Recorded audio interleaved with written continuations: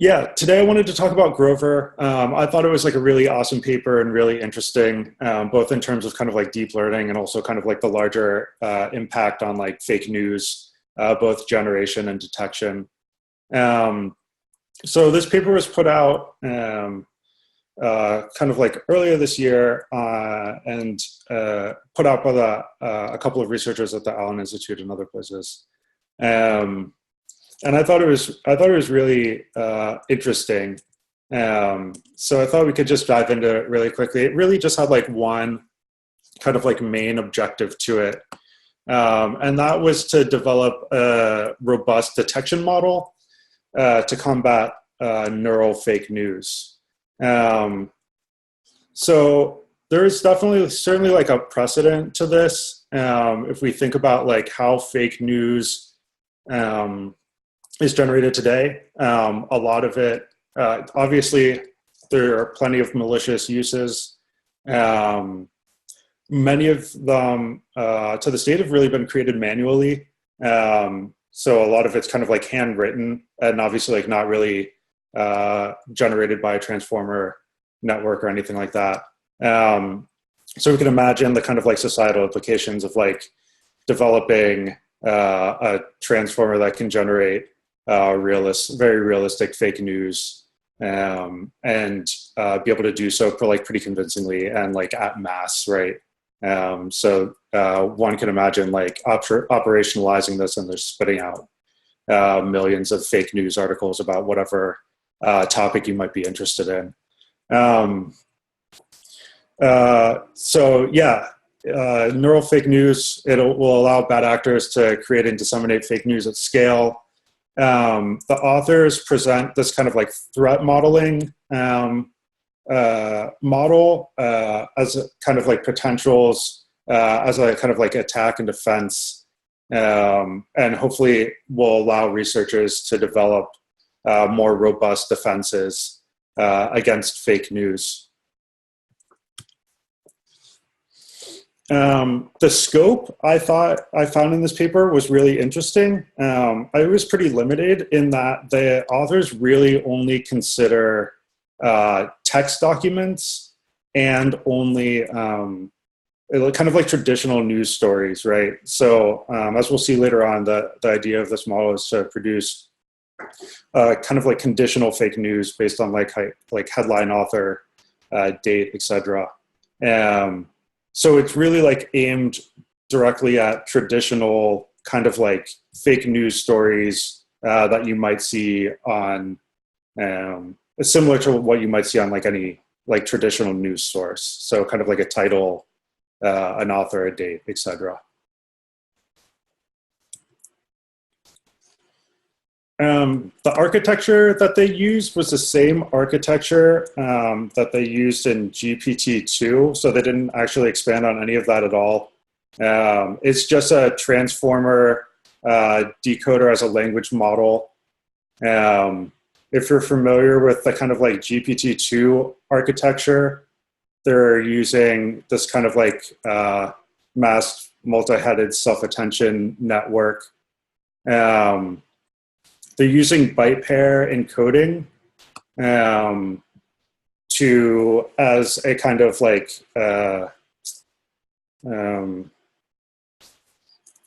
compression algorithm, and obviously using just kind of like the self-attention, same kind of like self-attention network that I'm sure you guys are familiar with, the same one that was presented originally in Attention Is All You Need, and then kind of like expanded on in BERT and other kind of like large transform models, and now ported over to this Grover model. And we can see I just pulled this kind of diagram from actually the GPT-2 paper, but you just have the masked multi-headed self-attention feed forward network, and then you can like similarly to like BERT or other transformer models, you can do kind of all kinds of general natural language understanding tasks on it, But this one, obviously, and kind of like the same for GPT-2, is mainly used for generating text. And in this case, obviously, fake news.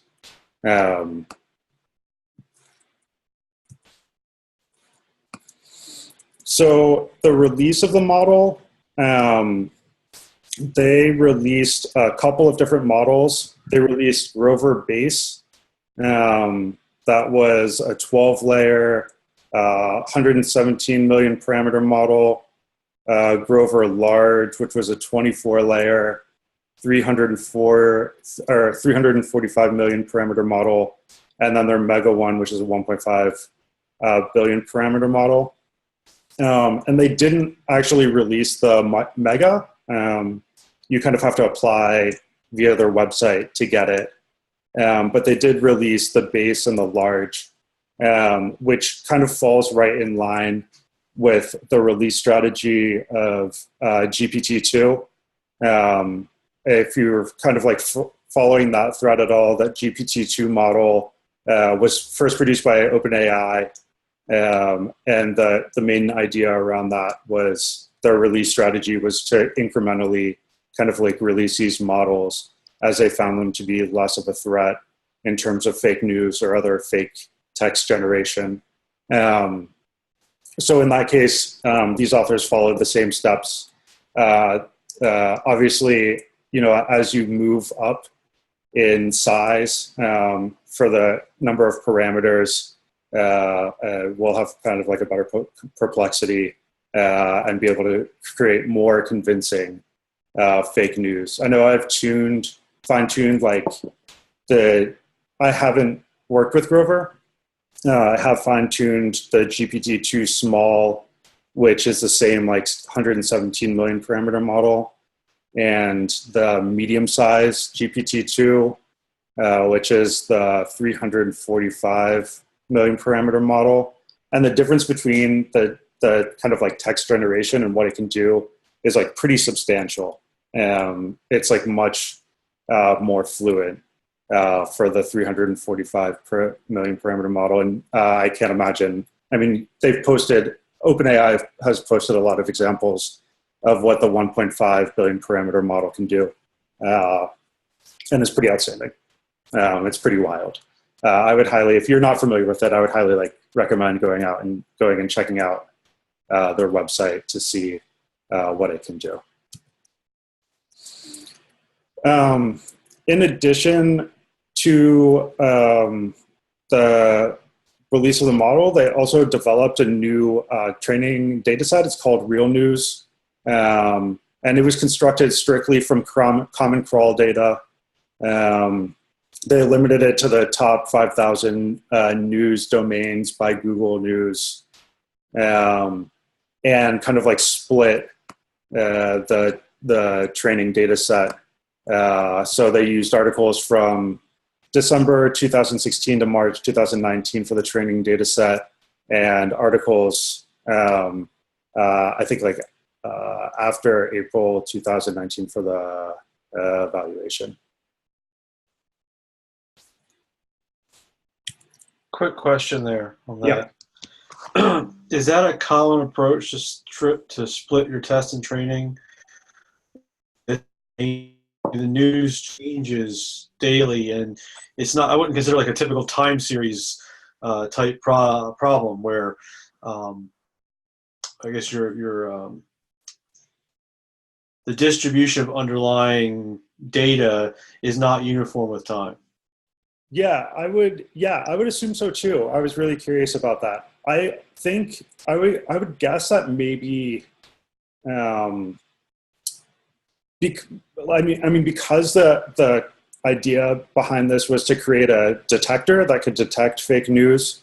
There could be a lot of like learned information from the training set that is time sensitive. Say there's like, like maybe like 2016, there's like, 100 articles about Hillary Clinton, and then in April 2019, there's like much less.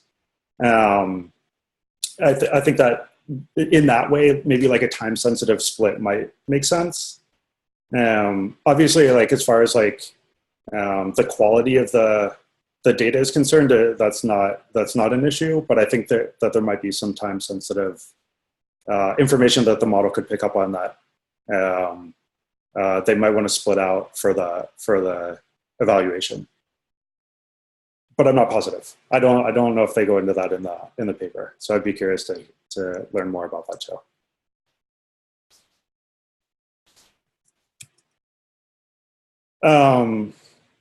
For training, they just use a batch size of 512. And then obviously like the training time is massive. They use 256 TPU cores over 2 weeks, which we'll get back to in a second. But yeah, just like an absurdly expensive amount as far as like cost to train this model is concerned. So unfortunately, we're all going to be stuck kind of like fine tuning it, I'm sure. So how is this model different from GPT-2? Really what they did was it allows for controlled generation. So they can condition on the kind of like metadata around these articles. And here's a good kind of like example of this. So like in the paper they say like, so consider maybe you want to generate an article and you don't want to condition on the author's name. Here they're, step A for the context. In step A, they're conditioning on the domain, which is wired.com, the date and the headline, and they generate the body. And then from generating that body, they can then generate the author in step B. And then from step B, given all of that information, they can update the headline. And you can just kind of like keep doing that until you get a kind of like coherent, both like metadata and also kind of like final news source. So how is that done? It's really kind of like strictly done during training. Instead of just like appending, treating these documents as just like strict documents, they break it out into metadata and use start and end tokens for each one of these metadata fields. So the domain, the date, the author, and the headline and the body. And then during training, they randomly drop out some of the metadata fields with a probability of 10%. So 10% of the time they're dropping out metadata fields. And 35% of the time they're randomly dropping out the body, or like the main text.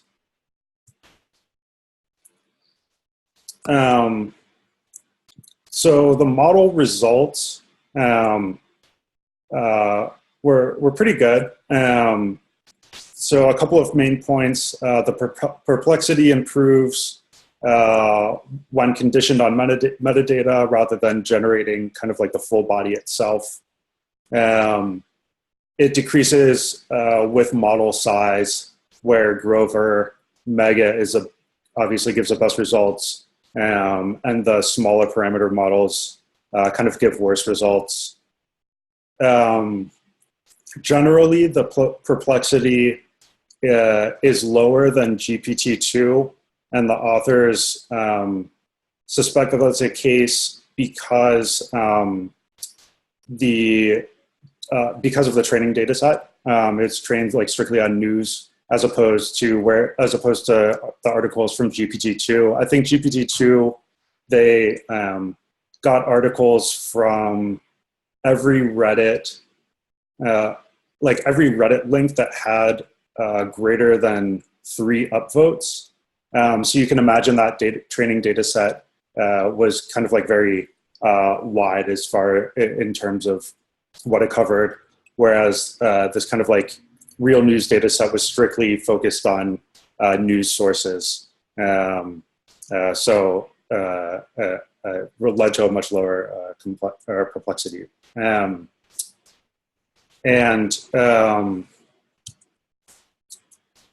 Some generation results. The authors posted, a bunch of generation results. They tried. They worked with Mechanical Turk, and Turkers rated the generation from 0 to 3. Here are just some definitions for the different variations that they tried. So human news is obviously just like news that they're pulling from online. Machine news is Grover-generated news. Human propaganda is news that they've pulled from kind of like propaganda news sources, and machine propaganda is just the Grover-generated propaganda that they've tested as well. And we can see the results. Where did my thing go? Oh, here we go.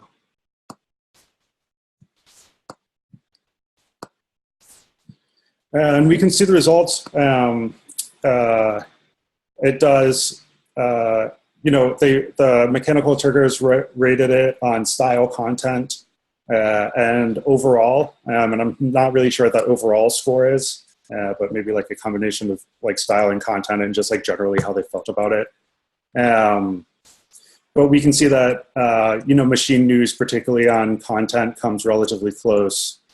Same with style. And machine propaganda also does relatively well. Surprisingly, the human-generated propaganda is relatively low in terms of overall, which I thought was really interesting as well. And kind of the main crux of the article is really around detection.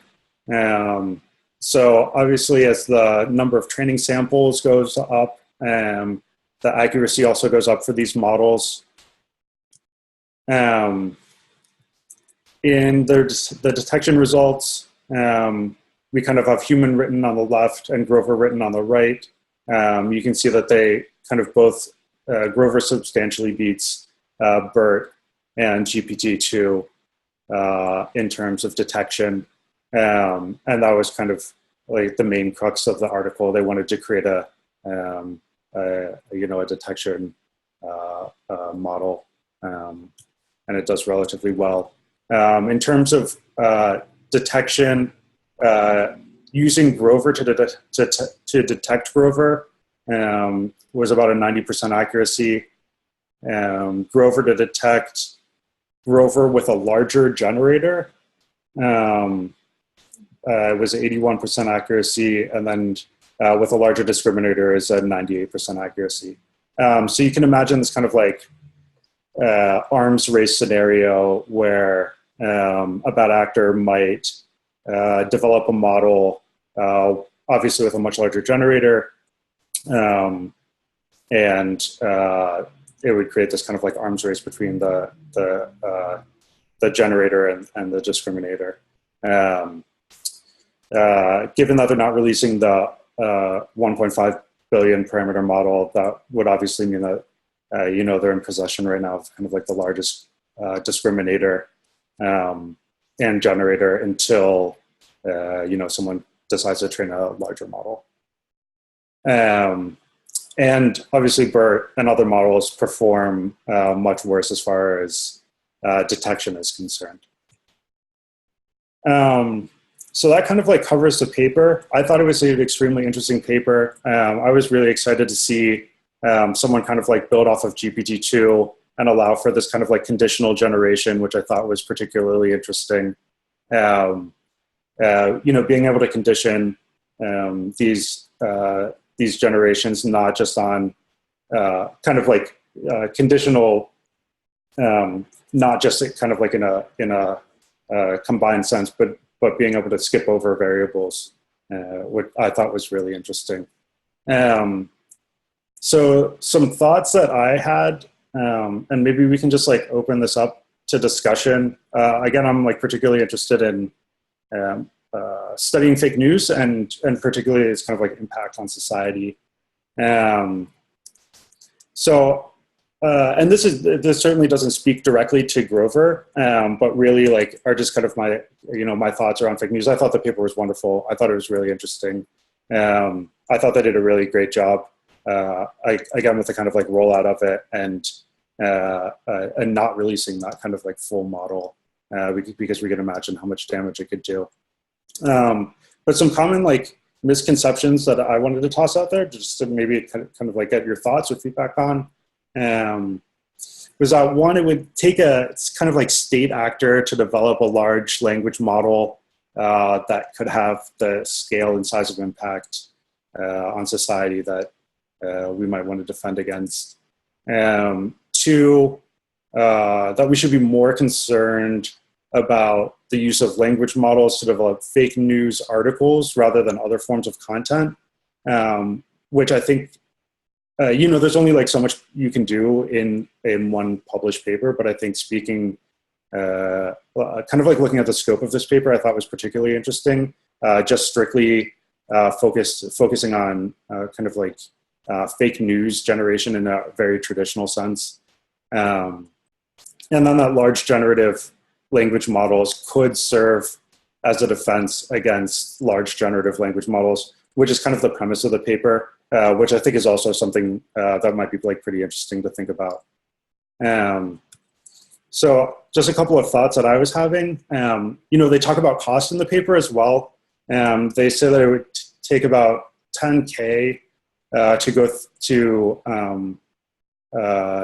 to build this kind of like real news data set from Common Crawl, which I'm not really sure if that's true or not. I know that Common Crawl's available for free online, which would lead me, I've worked with Common Crawl in the past, and it's not particularly hard to build massive data sets off of this. It would take some time and effort, but certainly wouldn't cost 10K, in my opinion. And they also, state that training the model, it's like 30 cents per TPU core per hour.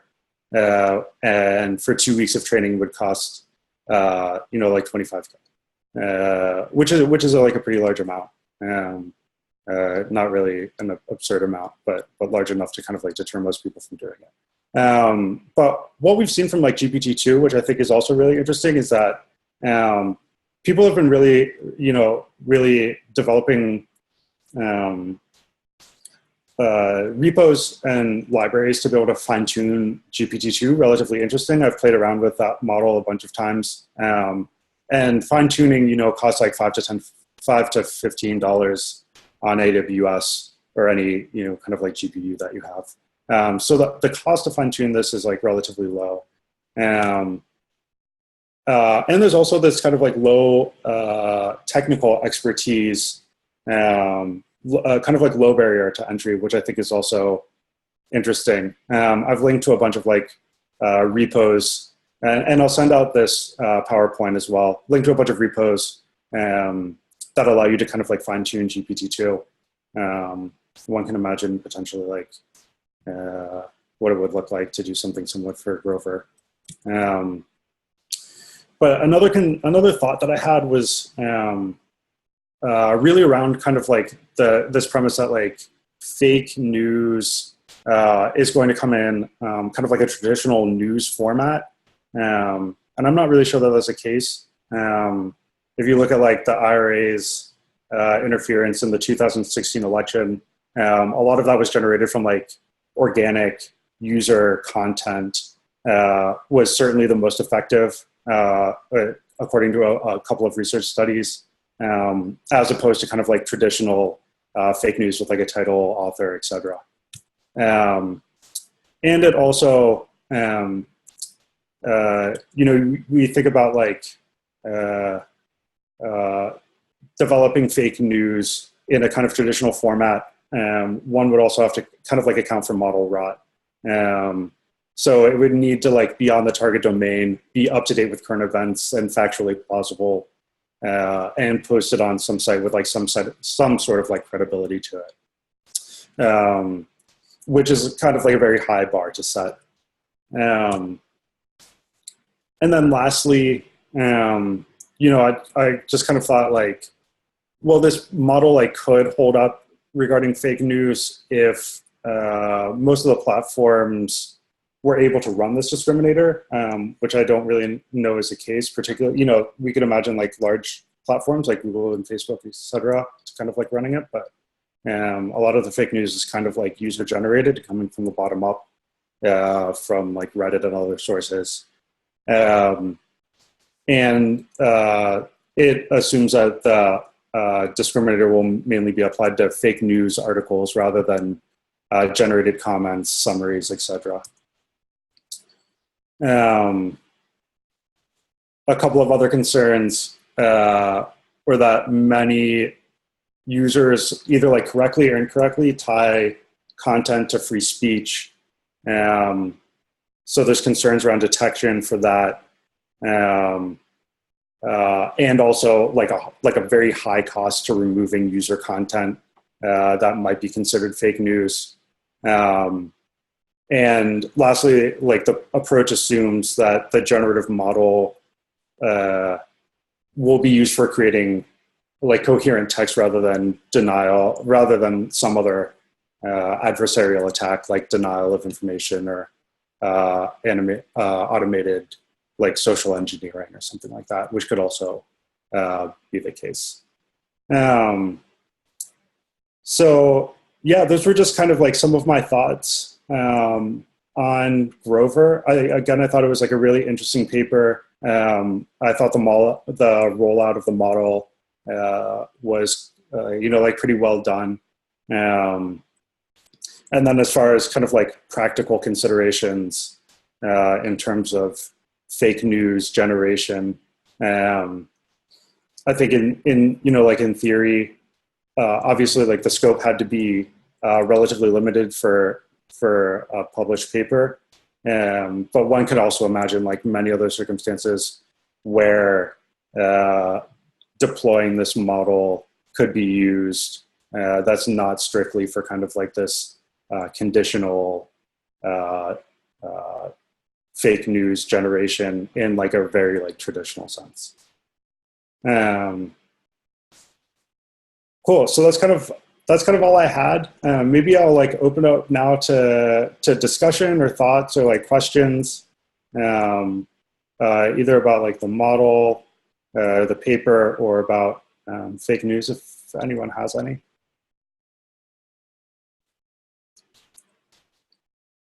Have you seen any work that tries to build a model which detects not only like fake news generated from a generative model, but also from like more traditional techniques like a templating method? Yeah, I haven't come across anything like that. And I would be really interested to see like what kind of like next steps that a model like this could take, where that's kind of like a combination of both detecting real, like human generated fake news and also like neural fake news. I mean, they have statistics and they did run it over the kind of, if I can go back to that slide, they did run it over the human generated fake news. Not sure where that was. The human propaganda. And you can see it does like relatively well. But I would be curious to see like what it would look like to also include like some kind of like templating. Maybe like run the detector and then build a kind of like infrastructure around it that does kind of like more traditional NLP kind of like document parsing particularly for the human propaganda.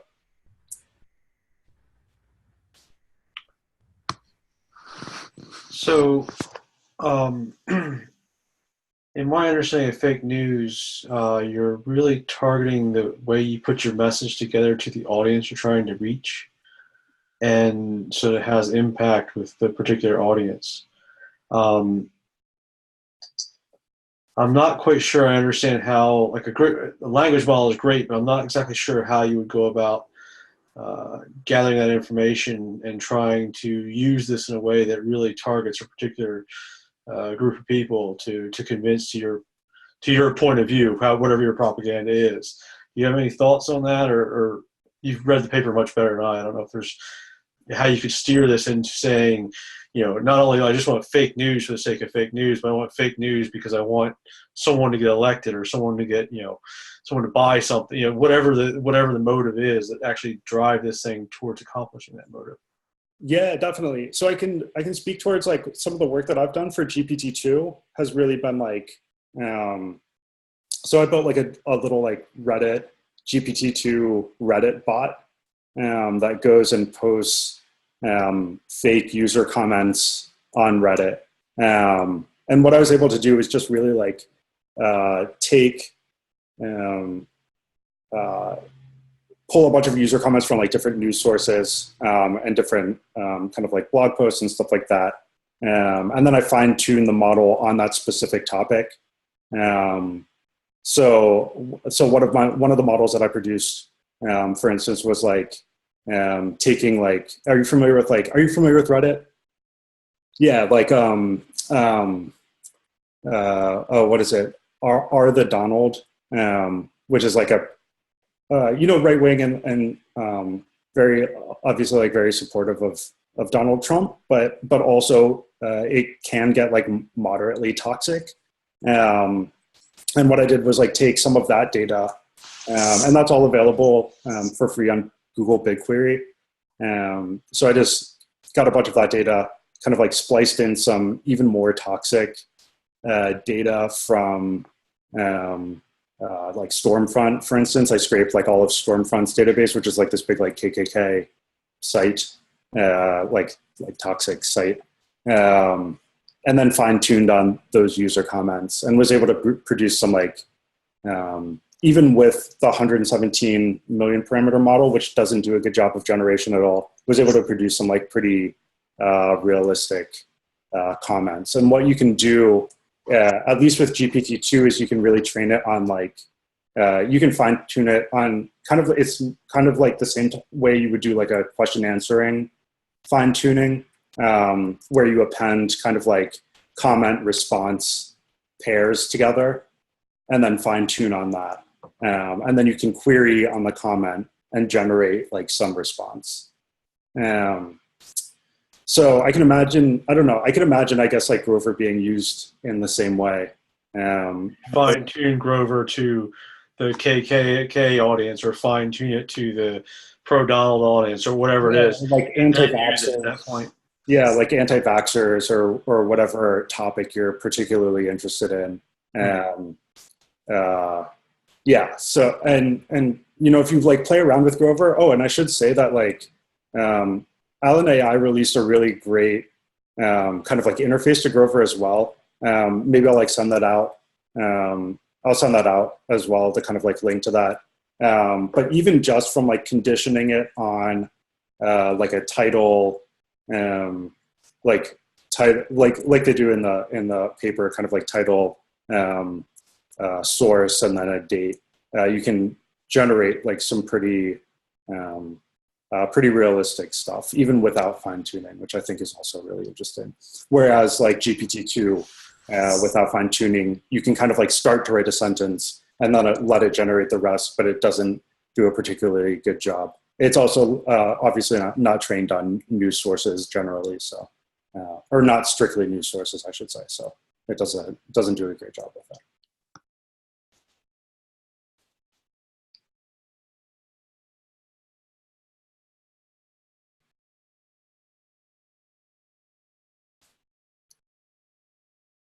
Yeah. Any other questions or like thoughts about fake news generation?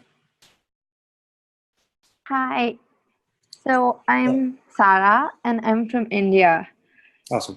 So what I've noticed and realized, the most fake news people see in India is through WhatsApp. Sure. So, and the older people are not very familiar with technology, and they often fall trap into all of these false forwards. So it would be interesting to see how these models would help out there?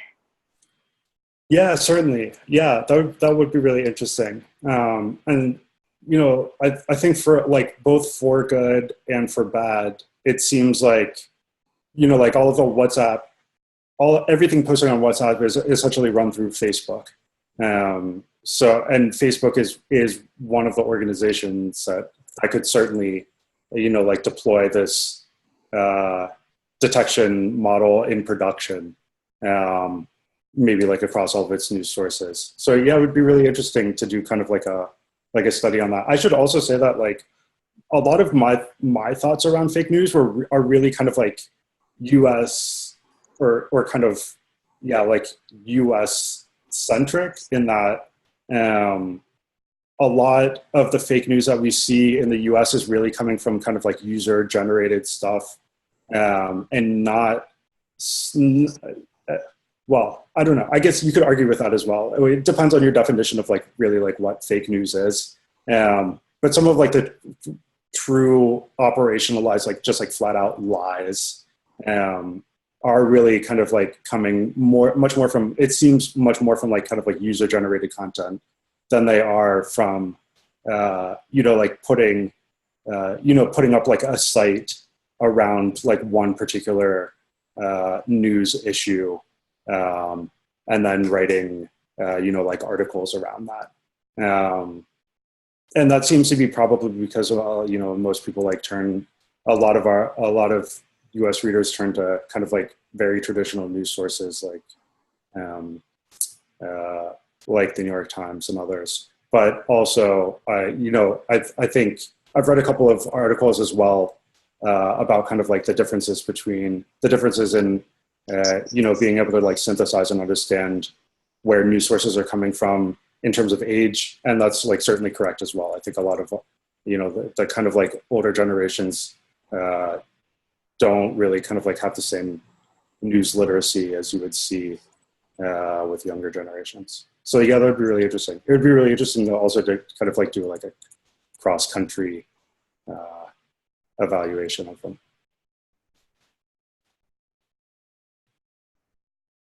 It seems like an extension of this is not only conditioning upon the metadata of the news article, but then starting to condition upon your target. And with the amount of kind of lack of online privacy for a lot of people who are consuming this online, you'd think it would be a potentially very effective approach if you could take a generative news, whatever you want to call it, and not only condition upon observations on the news, but condition upon your target. And then that takes something that, one of my thoughts here is you have some pretty smart people and some pretty high-powered computing resources to put together to generate this thing, and you can just go out with a human and generate stuff, but you can't, if you're going to generate one thing to put on one article, it's, you can get a person to do it, no problem. But if you want to go target 7 billion people with something that's particularly effective for each of the 7 billion people, then something that scales like this is particularly very worrisome. Yeah, definitely. Yeah, I think so too, particularly with like, we saw like the Cambridge Analytica kind of like hyper personalized targeting. And one could imagine like using that same data set to do something even like much more hyper personalized, but also kind of like with news stories, which I think would be really interesting. Yeah, and we also see, and again, that's kind of like, I think this paper did a wonderful job, and with like, with a amount of scope that you could squeeze into a publication, I thought it was great. But in the same breath, yeah, you can imagine like all kinds of like social engineering campaigns, like phishing campaigns and other stuff created with this model that isn't kind of like traditional news sources and not posted online, where some detector could just go and kind of like detect it and flag it to be pulled offline. So there are plenty of other opportunities to kind of like use this model in nefarious ways that I didn't think was covered in the paper. And I kind of like wish was more considered when releasing models like this. I think like just very generally, I feel like a lot of I feel like a lot of the concern is hyper focused on kind of like fake news in a traditional sense and not really considering all of the other ways that this could be used. Yeah, when you think about the data sets that the ad tech industry has on all of us. Yeah. And you talk about Cambridge Analytica, which is, it wasn't used in an ad tech way like we conventionally think of it as the same set of techniques that were used to accomplish a different objective. Yeah. When you can start mixing that in and doing some sort of end-to-end training over that sounds particularly dangerous. Yeah, certainly. Yeah, and if you look at like a lot of the content that the IRA created was really focused on image and kind of like meme generation, just because that's the easiest and quickest to put together, I'm sure. But now with kind of like models like these, yeah, I think just like moving into text, both in kind of like fake news and also user comments is going to be like pretty bad, particularly, either for kind of like, consumer purposes like ad tech or nefarious purposes.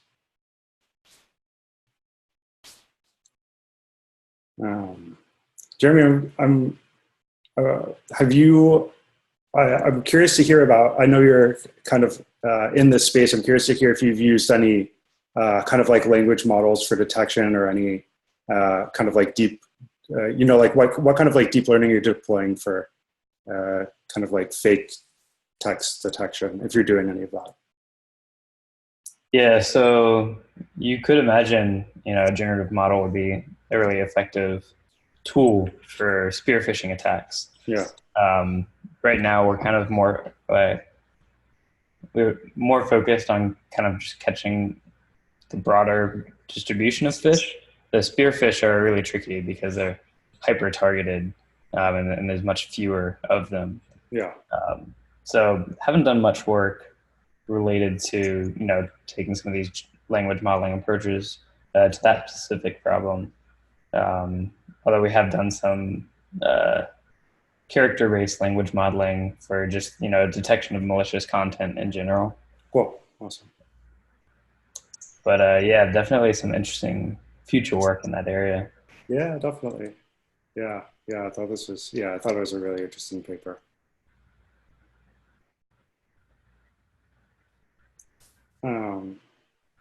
Any other questions or thoughts?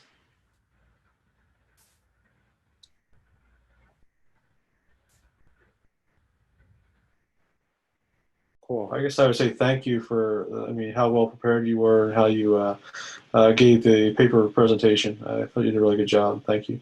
Oh, thank you so much. Yeah, this was a blast. Yeah, hopefully, like I said, this was just like a way to like force myself to read and regurgitate papers. And kind of like just try to distill all that information down. So it was a blast on my end as well. And thank you all for coming. I really appreciate it. Like I said, we're gonna hopefully do this bi-weekly. So maybe like not next Sunday, but the Sunday after. And if any of you are interested in putting together like a presentation, it doesn't have to be like a PowerPoint or anything like that. Like we could just like pick a paper and talk about it. Please shout and let me know. I'm on Slack. I know this is kind of like merging two different groups, the kind of like TWiML AI group. And then I know I put together like a little Slack group that I just kind of like threw out there as well. And hopefully we're going to be able to like merge the two. Just because TWiML AI has so many great resources. But yeah, get at me on Slack and let me know if you are at all interested. And I would love for someone else to present next time. Otherwise, I'll throw together another presentation and we'll take it from here. Awesome. Well, thank you so much, guys. I appreciate it. Thanks, Matt. Thank you. Yeah, thank you. Have a good one. Thank you, everyone. Bye. Thank you.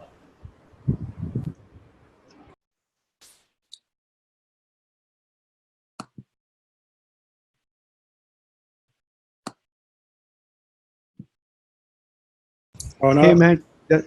Hey Matt. Yeah, just a quick question. So this group will be more focused around NLP, or will be discussing about computer vision and other aspects of deep learning also? Oh no, I'm open to any. Yeah, we're open to anything. Yeah, yeah. Okay. Like any part of deep learning, if you want to like tackle a paper or something like that, that would be awesome. Yeah, like I said, I'm not a deep learning specialist, so I just kind of pick papers that I like and read them. Sure. Awesome. Thank you. Yeah, thanks. And I'll send out to anyone else who's still listening. Also, I'll send out all of the slides, and there are a bunch of links in there and stuff like that that you guys can check out as well. Yeah, that would be great. Yeah. Thank Thank you. See ya.